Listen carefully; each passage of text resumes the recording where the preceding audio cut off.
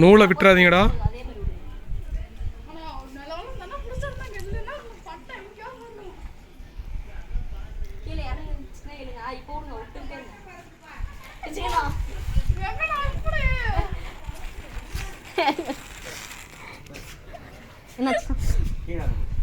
கீழே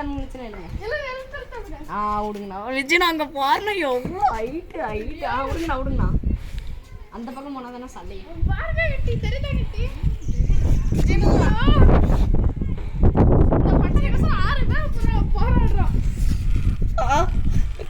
போயிட்டே